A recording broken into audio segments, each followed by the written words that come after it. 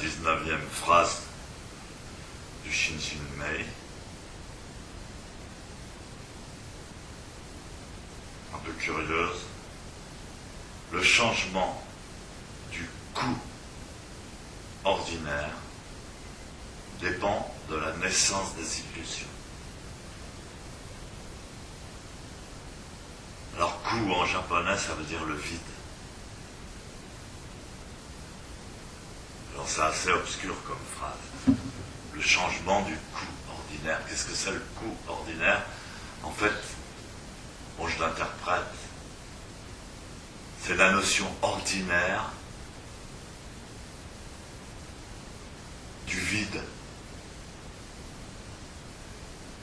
La notion commune du vide.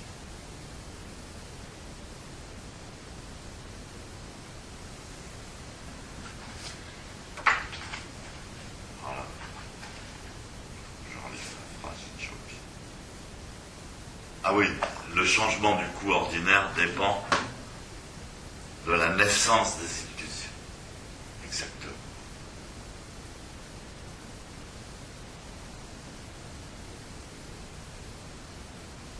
Depuis quelques années, j'avais découvert un homme très intéressant, un scientifique très intéressant, qui s'appelle Aramain. Et justement, il expliquait le coup ordinaire, le vide ordinaire selon le sens commun. Il disait qu'à l'école, on nous apprend que d'abord il y a le point en géométrie. On nous dit le point n'a pas d'épaisseur. C'est une convention, mais en fait le point n'existe pas. Après le point, il y a la ligne.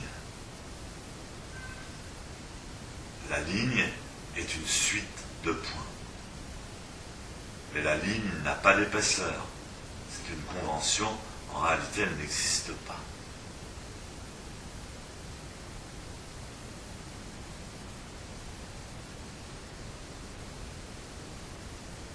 Et ensuite, à partir de la ligne, il y a la surface, par exemple, on prend un carré.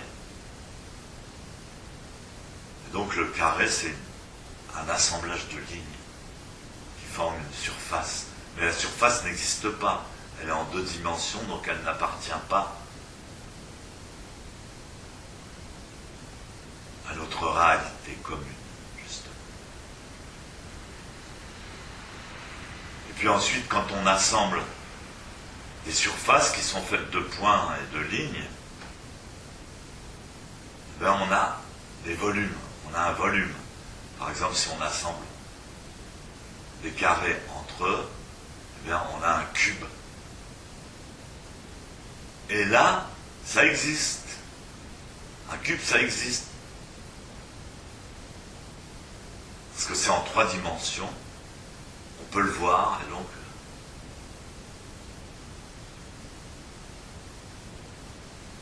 Alors, lui, il est parti de ce principe, il dit, mais c'est complètement illogique. Si le point n'existe pas, la ligne n'existe pas, le plan n'existe pas, comment, à partir de quelque chose qui n'existe pas, pourrait-on construire un volume qui existe? Et donc le sens commun de coup, alors moi je l'interprète à ma manière, le sens commun de coup, c'est de penser que le vide, c'est ce qu'il y a entre les objets.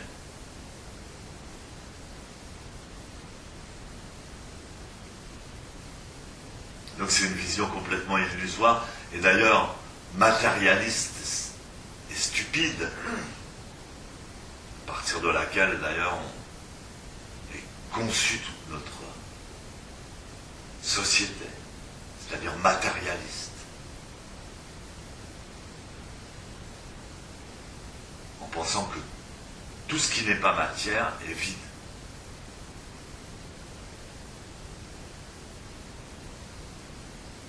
Alors donc Aramain dit pour moi la chose réelle, la base, la racine, à partir de laquelle tout est conçu, tout existe, c'est précisément le point. Et ce point, effectivement, il est vide.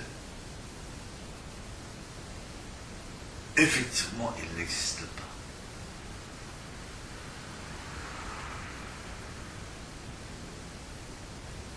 Il n'existe pas, mais sa masse est infinie.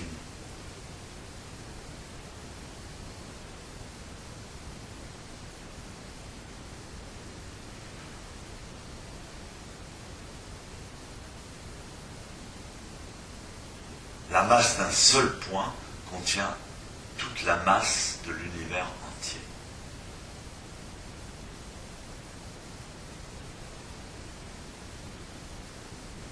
Et donc la matière elle-même est vide et coût.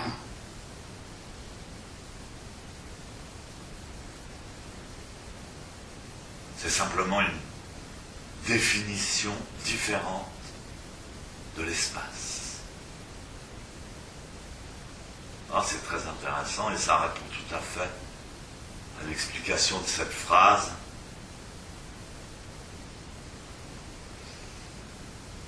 Du Shinjinmei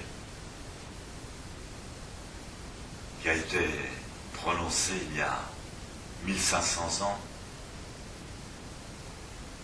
par des gens qui pratiquaient Zazen.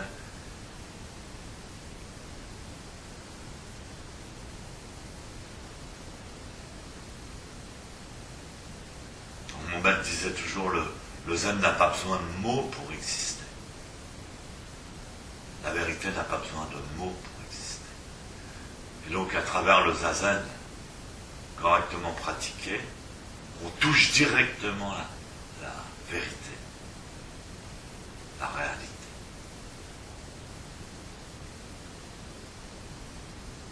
Et donc depuis 700 ans, depuis 1500 ans, depuis 2000 ans, depuis 2500 ans, depuis le temps que les maîtres pratiquent Zazen, ils connaissent la vraie nature des choses et ils l'expriment à leur manière. Ou bien par des poèmes comme dans le Shinjinmei. Ou bien éventuellement par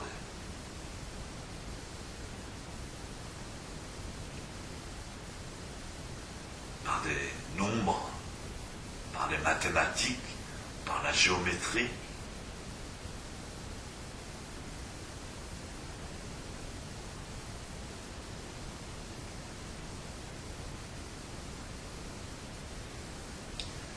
Ce qui est intéressant, c'est lorsque l'intuition du Zazen est certifiée ou par un grand chercheur ou par un maître,